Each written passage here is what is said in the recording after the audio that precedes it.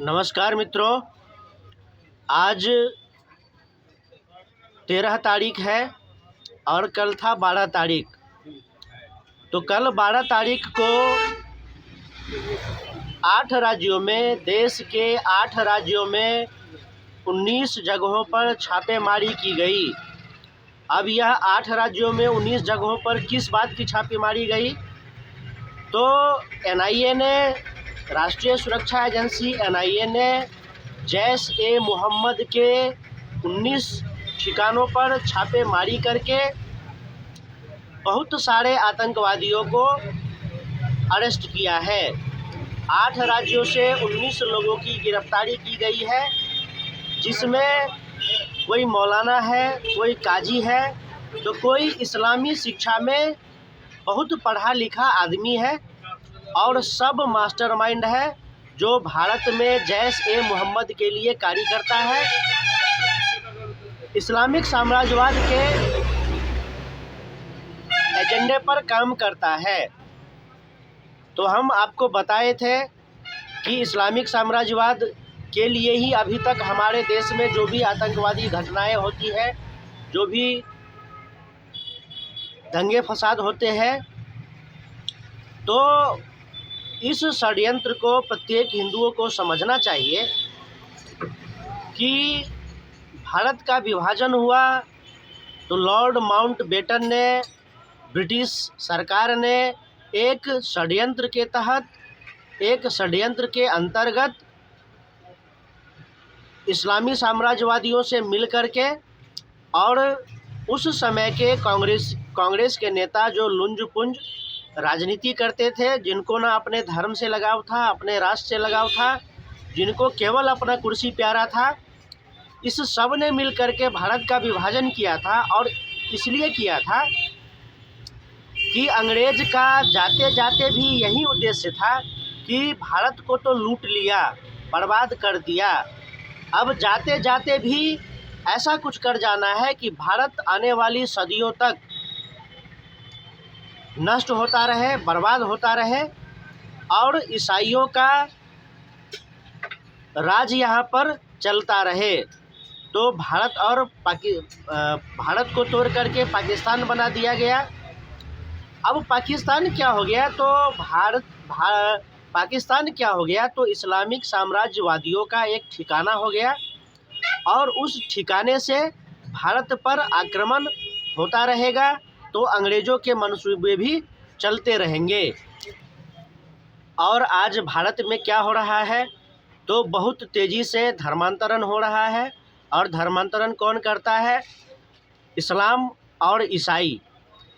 मुसलमान हिंदुओं को मुसलमान बनाता है, ईसाई हिंदुओं को ईसाई बनाता है, और दोनों मिल कर के जो उसका पुराना तरीका था, रणनीति था, उसी को अपना रहा है। इसमें जो रणनीति नहीं अपना रहा है वह है युद्ध, क्योंकि अब वह युद्ध करके भारत को बर्बाद नहीं कर सकता, भारत को इस्लाम ईसाई में कन्वर्ट नहीं कर सकता।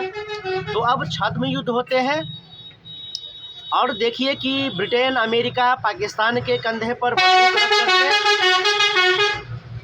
और अब तो चाइना को भी साथ में ले लिया है, और पूरा यूरोप, अमेरिका और चाइना मिलकर के पाकिस्तान के कंधे पर बंदूक रख करके भारत में अनेकों प्रकार के षड्यंत्र को चलाता है। तो इस्लामिक साम्राज्यवाद है तो वह जैश-ए-मोहम्मद के जरिए भारत में इस्लामिक साम्राज्यवाद को फैलाता है, जिसमें आतंकवादी हमला करके भय और दबाव की राजनीति करना, बड़े स्तर पर हिंदुओं को मुसलमान बनाना। और अमेरिका, यूरोप भी बहुत बड़े स्तर पर भारत में सामाजिक संगठनों को खड़ा करके, उसको पैसा दे करके और यहाँ पर अपने पक्ष में माहौल तैयार करता है, अपने पक्ष में वातावरण तैयार करता है, और फिर भारत में बड़े स्तर पर मतांतरण करवाता है। और चाइना देखिए आप, चीन क्या कर रहा है?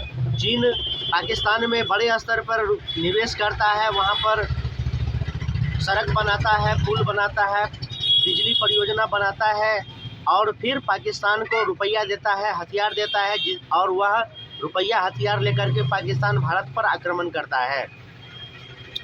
2014 में भाजपा का सरकार बना, उसके बाद कश्मीर से धारा 370 की समाप्ति हुई तो आतंकवादी घटनाएं कम हुई। नहीं तो आप रोज़ न्यूज़पेपर में देखते थे कि भारत में फलाने जगह आतंकवादी हमला हुआ, बम ब्लास्ट हुआ, इतने लोग मारे गए। प्रत्येक दिन न्यूज़पेपर में आतंकवादी घटना का न्यूज रहता ही था। प्रत्येक दिन भारत पाकिस्तान की सीमा पर सीज फायर का उल्लंघन पाकिस्तान करता ही था। प्रत्येक दिन 4-5 भारतीय सैनिक बलिदान होते ही थे। यह सब रोज़ का काम था। लेकिन 2014 के बाद से परिस्थितियाँ बदली देश में, लेकिन शत्रु रुकने वाले नहीं है। शत्रु रुकने वाले नहीं है।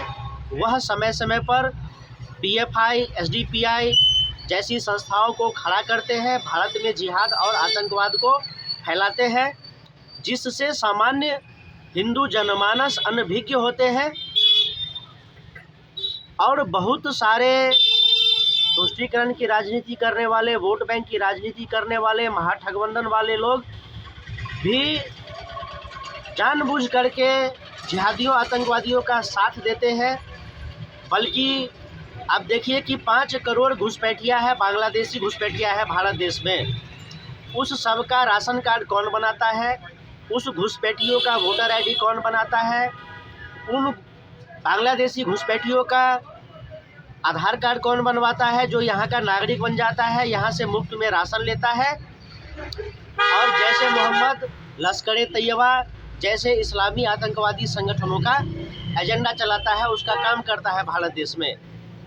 तो जब बात की जाती है कि सभी मुस्लिम एक जैसे नहीं होते हैं, तो जब सभी मुस्लिम एक जैसे नहीं होते हैं, तो जब 8 राज्यों में 19 ठिकानों पर NIA छापेमारी करती है और मौलवी को, काजी को रंगे हाथों गिरफ्तार करती है, तो फिर क्यों सैकड़ों हजारों मुसलमानों का भीड़ NIA को रोकता है, NIA पर पत्थरबाजी करना शुरू कर देता है? क्यों लाखों मुसलमानों का भीड़ अफजल गुरु के जनाजे में शामिल होता है? क्यों लाखों मुसलमानों का भीड़ बुरहान वानी के जनाजे में शामिल होता है? और क्यों SDPI, PFI के कार्यक्रम में हजारों लाखों मुसलमान जाता है, कार्यकर्ता बनता है और गजवाए हिंद का नारा लगाता है भारत देश में? तो हिंदुओं को बहुत सारे विषयों पर चिंतन करना होगा और बहुत सारे ऐसे जुमले हैं जो हिंदुओं को गुमराह करने के लिए, हिंदुओं को पथभ्रष्ट करने के लिए, हिंदुओं का मति भ्रष्ट करने के लिए बनाया गया है।